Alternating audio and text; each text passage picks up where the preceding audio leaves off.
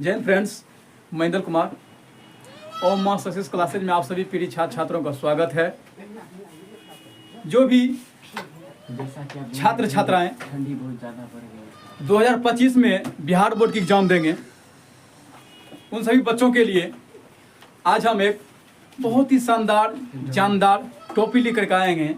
जो बच्चे अभी तक सोए हुए थे, मतलब कुछ पढ़ाई नहीं किए एक साल में, कहने का मतलब 2024 में वो कुछ पढ़ाई नहीं किए, ना फिजिक्स पढ़े, ना केमिस्ट्री पढ़े, ना बायो पढ़े, ना मैथ्स पढ़े, ना इंग्लिश, ना हिंदी, कुछ नहीं पढ़े, वो न्यूट्रल हैं, दैट मीन्स उदासीन, मतलब कुछ नहीं पढ़े। और वो चाहते हैं कि आप कम समय में पढ़ करके बेहतर से बेहतर मार्क बिहार बोर्ड में कैसे आए।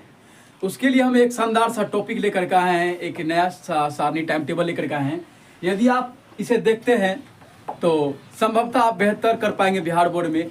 हम आशा करते हैं कि आप मेरे बात को फॉलो करेंगे और ध्यानपूर्वक सुनेंगे और जो कहेंगे उस पर काम भी करेंगे। तो आइए आज हम देखते हैं, जो भी बच्चे, चाहे लड़का हो चाहे लड़की हो, बॉयज़ एंड गर्ल्स दोनों के लिए है, 2025 में बिहार बोर्ड की एग्जाम देंगे। उसके लिए ये देखो हमारा सब्जेक्ट का चार्ट है, प्रैक्टिकल, ऑब्जेक्टिव, सब्जेक्टिव, मतलब किससे कितना पूछता है ऑब्जेक्टिव से, सब्जेक्टिव से, यानी कि हर चैप्टर्स का सब कुछ बता दिया है, बैकग्राउंड है ये। जैसे इधर 10th का हो गया, इधर 12th का हो गया है। जो भी बच्चे 10th और 12th दोनों के लिए है, और ये रामबाण इलाज है। आप कम समय में बेहतर मार्क्स लाना चाहते हैं बिहार बोर्ड में, तो आप ध्यान से सुनिएगा मेरी बातों को। तो ये रहा मैथ्स। पहले हम 10th वाले को समझाते हैं, उसके बाद हम इंटर वाले को समझाएंगे उसके लिए क्या क्या है प्रोसेस।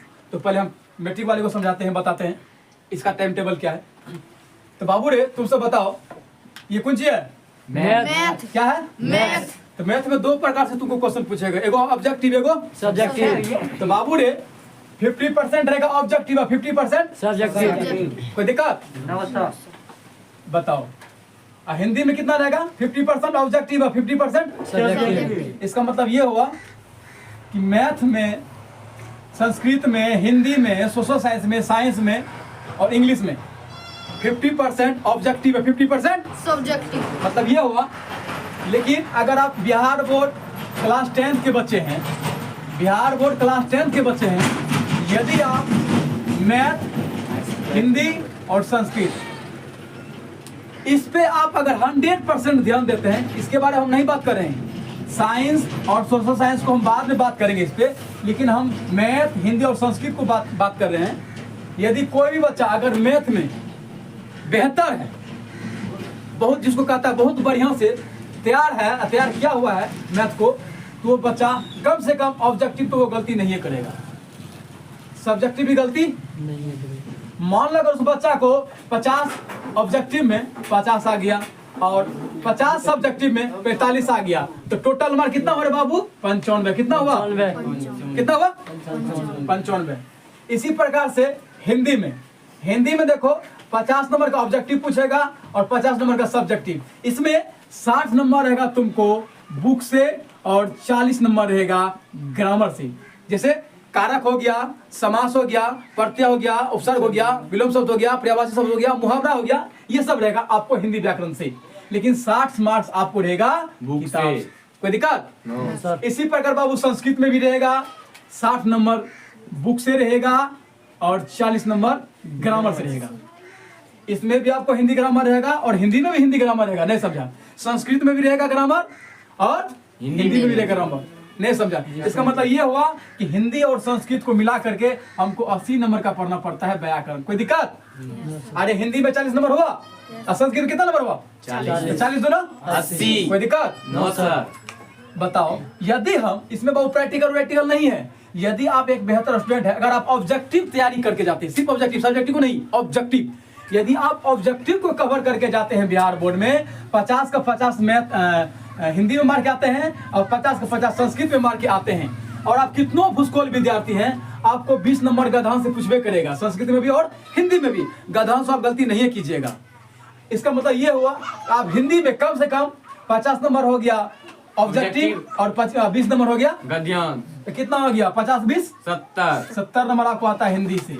उसी प्रकार 70 नंबर आएगा आपको संस्कृत से। मैथ में बाबू रे हम 95 जोड़े हैं। आप कितना कमजोर विद्यार्थी हैं, यदि आप थोड़ा थोड़ा भी गुना भाग करने के लिए जानते हैं और सूत्र भी आपको याद है, जैसे सबसे ज्यादा आपसे पूछेगा त्रिकोणमिति से, 25 से 30 नंबर पूछेगा उससे, कम से कम 5 नंबर तो आपको त्रिकोणमिति करा देगा। उसके बाद आपका एडवांटेज ज्यादा रहेगा, बहुपद हो गया, द्विघात समीकरण हो गया और दो चर वाला रैखिक समीकरण हो गया है। यदि आप दो चर वाले रैखिक समीकरण में कम से कम वर्ग गुणन विधि और ग्राफ विधि अगर इसको आप बनाते हैं तो यही आप सबको पास करा देगा। कितना कमजोर विद्यार्थी है, कितना कमजोर, आपको मैथ में 60 नंबर जरूर आना चाहिए। कितना नंबर?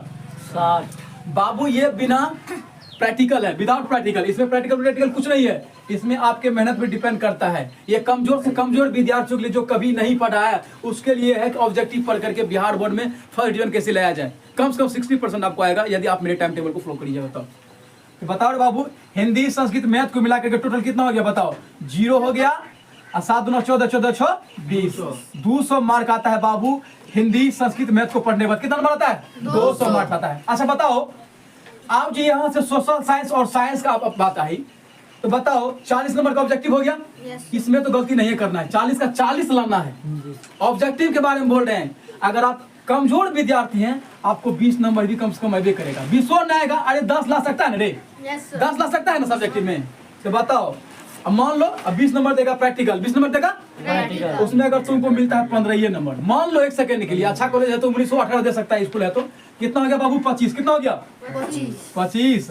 इधर 40, 25 40 कितना हो गया? 65। कितना आया? 65। ऑब्जेक्टिव 40 हो गया और सब्जेक्टिव प्लस प्रैक्टिकल मिला कितना आ गया? 65। तो 65 हो गया। कोई सोशल साइंस में इसी प्रकार से साइंस में भी 65 है, लेकर के चलो, कोई दिक्कत? तो संस्कृत में बाबू तुमको कुछ नहीं आता है ना, खाली जो है ना राइटिंग लिख देना सुंदर अक्षर में, कुछ नहीं करना है।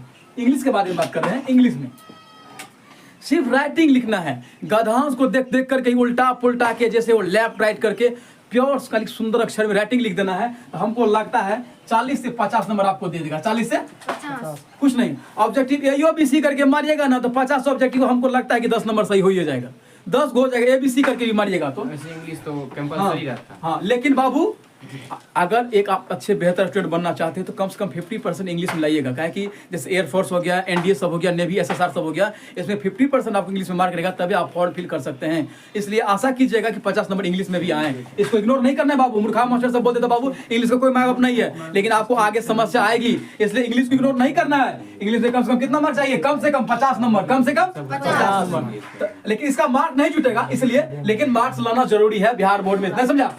तो बाबू ये 65 कितना? 130। तो जोड़ लो, 5 5 10 के सुनना, बाकी 1 7 12 1 13 2 1 देख लो 330। कितने पर फर्स्ट करता है रे? 30 नंबर कम हुआ है तो फर्स्ट डिवीजन कर जाएगा ना? 3.5। करेगा नहीं करेगा?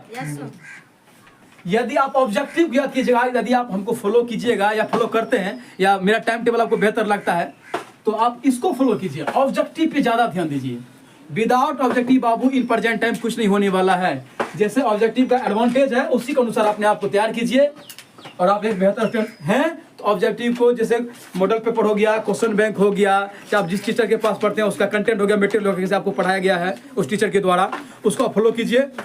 और ऑब्जेक्टिव को बाबू अगर यदि आप थोड़ा भी हम मेरा सम्मान करते हैं, इज्जत करते हैं, तो आप ऑब्जेक्टिव को बाबू रट जाइए।